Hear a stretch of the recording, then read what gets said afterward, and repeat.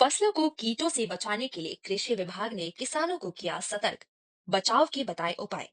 उत्तर प्रदेश के कृषि विभाग ने किसानों को फसलों में बढ़ रही बीमारियों को लेकर सतर्क रहने को कहा है। सरसों, आलू और गेहूं जैसी अन्य फसलों को कीटों और रोगों से बचाने के तरीके भी सरकार ने किसान को बताए हैं।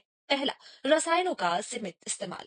राज्य सरकार द्वारा जारी की गई एडवाइजरी में कहा गया है कि इस समय आलुओं में झुलसा रोग, सरसों में माहो कीट और गेहूं की फसल में गेहूं का मामा जई खरपतवार के कारण किसानों की परेशानी बढ़ी हुई है। सरकार का कहना है कि रोगों और कीटों से फसल को बचाने के लिए यदि किसान रसायनों का इस्तेमाल कर रहे हैं तो सीमित मात्रा में करें, नहीं तो फसलों को और नुकसान हो सकता है।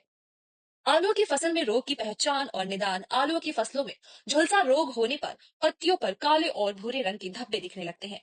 धीरे धीरे ये पूरे पौधे में फैल जाते हैं और पौधा झुलस जाता है। इस रोग से ग्रसित फसल को काफी नुकसान होता है। गेहूं के मामा रोग से गेहूं की फसल को बचाने के लिए 250 से 300 लीटर पानी में मैंकोजैब 75%, WUP 0.8 किग्रा या कॉपर ऑक्सीक्लोराइड 50%, WUP 1 किग्रा या 75%, WUP 0.8 किग्रा, तीनों में से किसी एक का भी घोल बनाकर छिड़काव करें।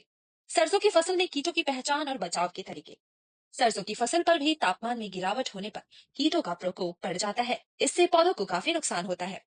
फसल को कीटों से बचाने के लिए 200 से 250 लीटर पानी में डाइमेथोएट 30% 0.4 लीटर, एजाडिरेक्टिन 0.15% ईसी या लीटर, या ऑक्सीडीमेथॉन मिथाइल 25%, इनमें से किसी भी एक घोल का छिड़काव करें। गेहूं की फसल का कैसे रखें ध्यान। गेहूं का मामा जई खरपतवार फसल को काफी ज्यादा प्रभावित करता है। इससे बचने के लिए फसलों की समय समय पर निराई करना जरूरी है।